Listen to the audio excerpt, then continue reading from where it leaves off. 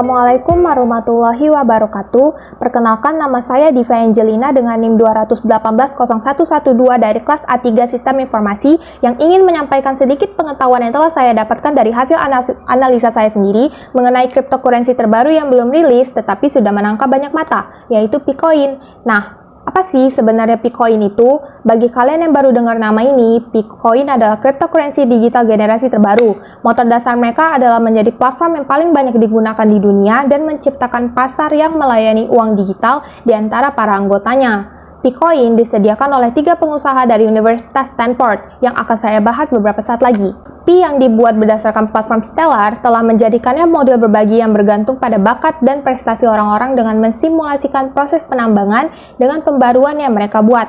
Meskipun platform Stellar tidak mengizinkan penambangan selama proses pengembangan aplikasinya. Meskipun Pi pada dasarnya memiliki logika yang sama dengan Bitcoin dan cryptocurrency lainnya, namun berbeda dari yang lain dalam hal operasi. Sekarang, kita akan masuk ke topik utamanya, yaitu analisa mengenai Pi ini berdasarkan 4 pertanyaan yang telah diberikan oleh dosen pengampu mata kuliah teknologi dan kewirausahaan kami, yaitu Pak Nasrullah. Yang pertama, media informasi apa saja yang mereka gunakan sejauh ini? Nah, sejauh ini, Pi Network telah menggunakan banyak platform media informasi berbasis teknologi seperti Facebook, Twitter, LinkedIn, Instagram juga telah membangun website mereka sendiri dan berhasil merilis aplikasi untuk Picoin ini sendiri. Untuk aplikasinya, kalian sudah bisa download versi terbaru Pi Network di Google Play Store. Sayangnya, Pi Network masih belum bisa menyediakan aplikasi ini bagi para pengguna iOS. Salah satu dampak media sosial yang menguntungkan adalah mampu memberikan traffic ke website bisnis seiring dengan berjalannya waktu, sebab traffic website yang terus meningkat. Dengan semakin banyak pengunjung, maka akan semakin baik pula kinerja websitenya.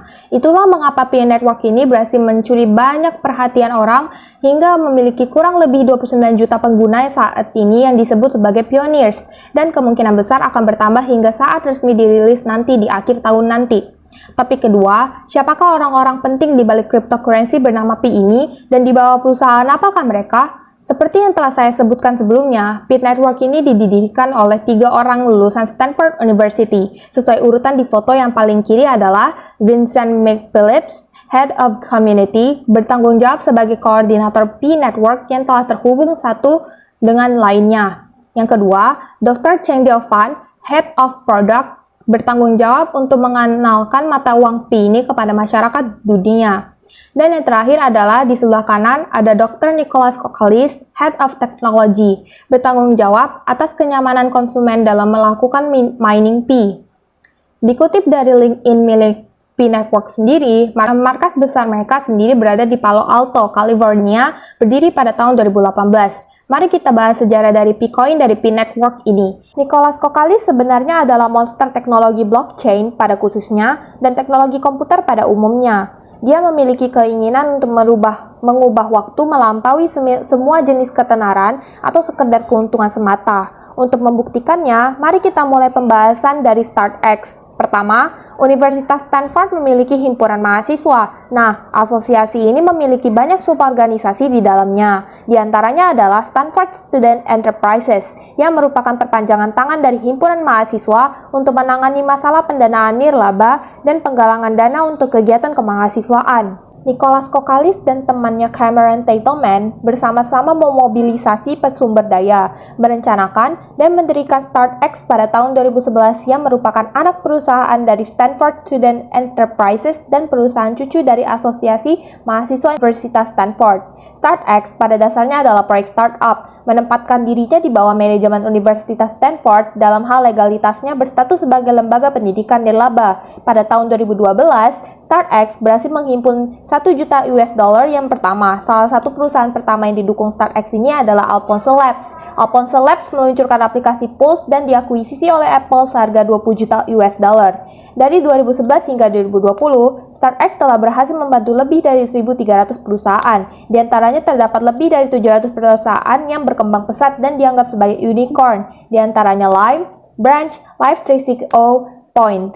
Selain itu, investor dan mitra di balik dukungan StartX saat ini adalah Amazon, Sumitomo Bank Jepang, Silicon Valley Bank, Brex, Daikin, perusahaan farmasi AstraZeneca, GitHub, dan Google Cloud. Dan ambisi Nicholas ini melangkah lebih jauh lagi. Baca kata-kata yang diakuinya sendiri di halaman aplikasi P-Network, yaitu, saya sangat percaya pada potensi teknis finansial sosial dari cryptocurrency, tetapi saya juga kecewa dengan keterbatasannya saat ini. Saya berkomitmen untuk menghadirkan kekuatan blockchain, menjangkau lebih banyak orang dengan meningkatkan pengalaman yang ada, dan membangun nilai untuk semua orang. Saya melakukan ini dengan mengadopsi filosofi desain blockchain, yaitu berpusat pada pengguna untuk mengembalikan pengembangan blockchain, diluncurkan dalam beta, mengundang anggota ke jaringan, kemudian membangun kembali konvensi dengan anggota tersebut, dan akhirnya mendesentralisasikan hasil desain yang ada. Hasil dari proses tersebut adalah P-Network, cryptocurrency baru melalui jaringan peer-to-peer. P-Network ini saat ini telah aktif di lebih dari 150 negara dan disajikan dalam 32 bahasa. P-Network adalah 100% keahlian saya, bersama dengan 100% kapabilitas dan karisma pribadi saya dalam cintai istri saya dan putra kecil saya. Begitulah kata Nicholas. Lanjut, kini kita akan membahas sekilas dari salah satu mata uang kripto yang namanya masih terkenal sampai sekarang, Bitcoin. Nah, Bitcoin ini juga sempat tidak dipercaya karena perbedaan prinsip dan salah paham akan kegunaan mata uang kripto ini, juga konsepnya. Nah, tetapi ketenaran Bitcoin ini malah semakin melesat sejak diperkenalkan di awal tahun 2009, hingga kini mencapai harga lebih dari 200 juta per kepingnya. Kesuksesan Bitcoin diikuti dengan munculnya industri mata uang kripto yang kini memiliki lebih dari 1.000 produk yang dijual di berbagai pasar mata uang kripto di seluruh dunia. Terakhir, analisa peluang Bitcoin di dunia perkriptoan ini. Nah, berdasarkan forum chat yang disediakan oleh developer aplikasinya, saya menangkap respon bahwa terdapat peluang bagi Bitcoin ini untuk menjadi salah satu cryptocurrency terkenal dan berguna seperti Bitcoin. Ditambah melihat dari siapa saja orang di balik P-Network tadi yang sangat meyakinkan. Hanya saja, masih banyak yang meragukan Bitcoin ini karena masih belum ada kepastian untuk tanggal rilisnya. Sementara menilai dari reaksi media luar, banyak dari mereka yang merasa Pi ini akan menjadi penipuan lain. Kenapa? Berdasarkan yang saya baca dari currency.com, Bitcoin itu sendiri belum ada kepastian soal keuntungan untuk usernya sendiri. Mainnet mereka juga belum rilis hingga saat ini, dan cryptocurrency-nya pun belum bisa dijual maupun dibeli. Tambahan juga, traffic dari P-Network ini sendiri sangatlah lama. Begitulah reaksi dari media luar. Mungkin akan ada perkembangan seiring waktunya, jadi mungkin kita tunggu untuk lebih lanjut.